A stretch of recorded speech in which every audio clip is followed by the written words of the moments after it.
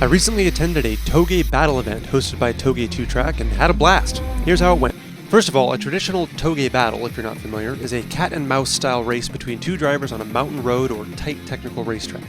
This type of race was made famous by Initial D and Best Motoring's Togei Showdown, who, by the way, even came to this exact track, Horsey's Mile, a few times for what they called American Togei. So there's some history here, and it's pretty legit that we get to do the same type of competition on the same track. The way it works is, one car leads and the other chases. If the lead car puts a gap on the chase car, it wins round 1. If the chase car sticks with the lead car, it wins round 1. Then the cars swap positions and they run again. As before, if the now lead car gaps the now chase car, it has won both rounds and won the battle. If there's no obvious winner, they keep swapping back and forth until there is. You get the idea. For instance, this G35 stuck with the Mini on round 1 with barely any gap. Then they swapped positions and the G35 pulled away from the Mini as the lead car. I didn't get a shot of it, but take my word for it, the Infiniti won this battle. Me and my rather confused Mustang would have our first battle against a new GR86. You start by gently reaching 30 miles per hour until you get to this cone on the left. Then you hit it.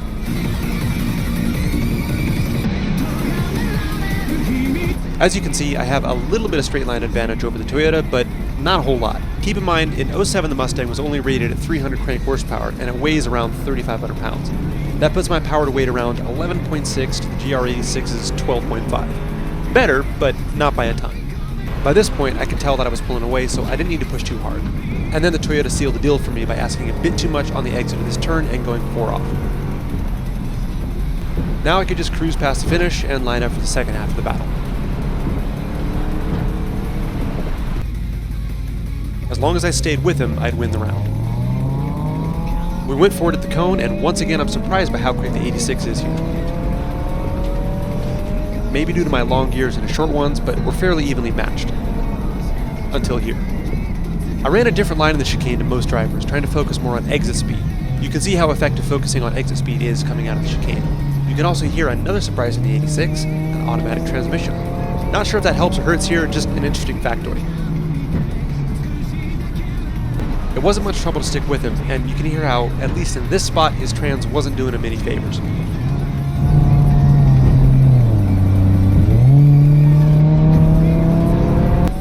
I'd stay with him to the finish line and mark that down as a victory for the confused Mustang. Who I will go up against next depended on who won this battle between an STI and an S2000. All-wheel drive is an interesting proposition in this sort of challenge. As long as you can get it to turn in the middle of the corners, a two-wheel drive car would struggle to keep up coming out of the tight hairpins. Ultimately, the corner speed of the S2000 would prove too much for the Subi, and the Honda would claim victory in this battle. This would be a harder match for me than the 86. It's lighter, has better suspension, better gearing, better balance, even some aero, though that would really only help on the last turn of this tight track. I'd lead the first round. The S2000 actually has almost the same power to weight as the Mustang, so in an hilarious role reversal, I'd have to be faster in the turns to win. No drone footage this time because the S2000 driver is also the drone pilot, so you'll have to settle for my rear-facing GoPro.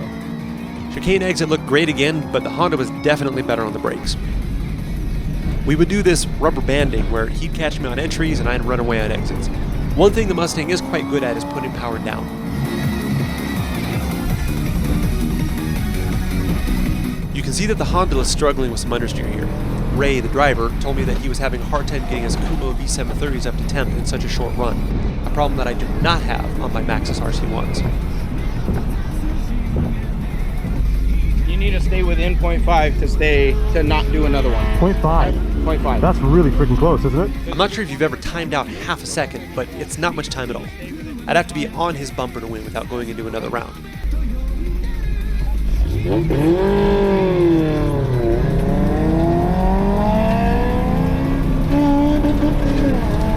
If you're thinking, wow, that thing is really loud, you'd be correct. I couldn't hear my own engine over the screams of VTEC, yo.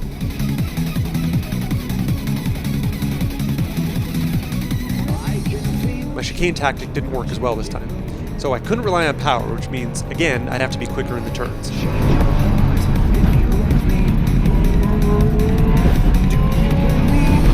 Around here, I started to panic. In second gear, I'm down to only about 3,000 RPMs at the lowest, and basically immediately wide open on exit, and yet the Honda pulls away. I can't use first, so I'm essentially just stuck waiting for the revs to climb to get any kind of acceleration. Time to turn the aggression up a bit and dive deeper into braking zones to make up the difference.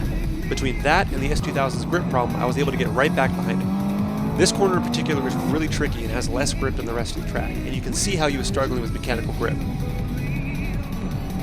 Just a few turns left.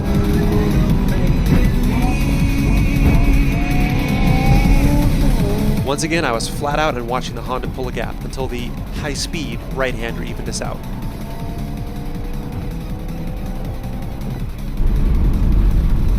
Did I win? I have no idea.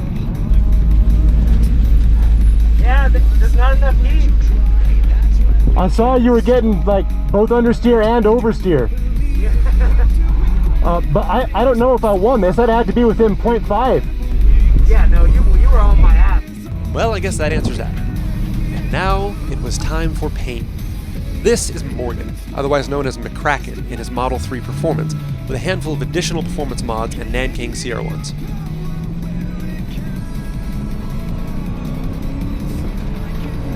Yeah, buy indeed.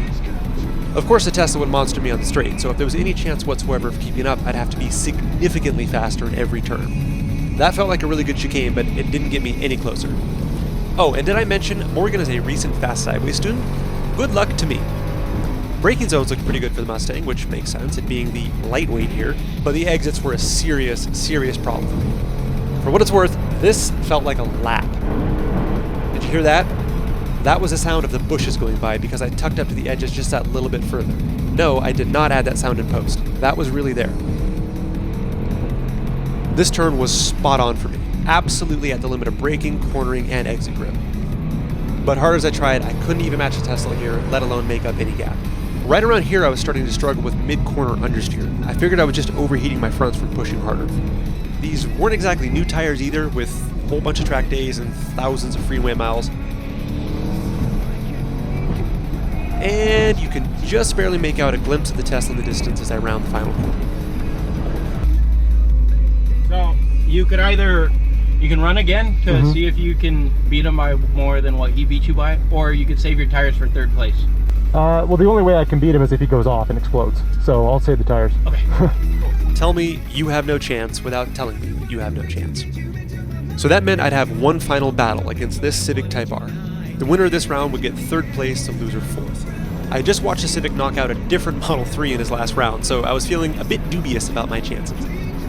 Not only would the Civic have me on gearing for corner exits, but a stock Type R has a power to weight of 9.9, not insignificantly better than the confused Mustang. And again, we looked pretty even in the chicane. It seemed my only advantage here was what looked like a somewhat defensive line from the Civic, which will have hurt his corner speed a bit. But, just like the Tesla, every exit was me totally flat out, watching the lead car get smaller.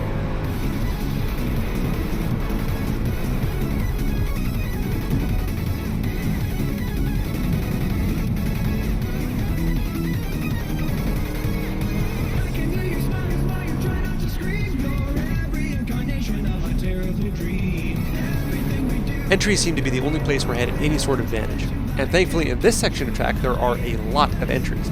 I was actually able to make some ground back up. Not a lot, but a little. And then there was that pesky understeer coming back to haunt me. This turn was flat earlier and now needed a big lift.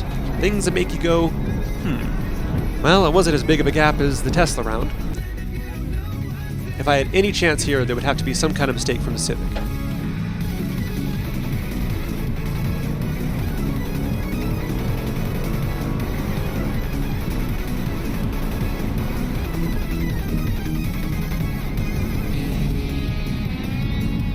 Instead, I made the first mistake, overcooking the chicane. But I swear I was able to make that faster earlier. Staying with me here was easy for the Honda. I'm sure he was just cruising at partial throttle. I was able to get a small advantage on the exit by using every millimeter of the track available, but he quickly made that back up on the straight.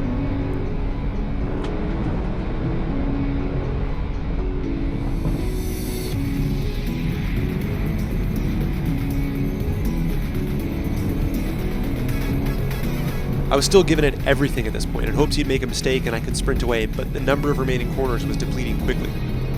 Where I had been faster earlier, I was now just waiting for the car to finally decide it wanted to turn. And now the Civic had the advantage on both the straights and the corners. And this was a last hairpin. Might as well have a little fun with it. That is a decisive loss for me and the confused Mustang. What was that Clarkson said about losing? He who shall be fourth shall be sideways and smiling? Something along those lines. Not one to argue with Jezza, I spent my cooldown lap not cooling anything down whatsoever.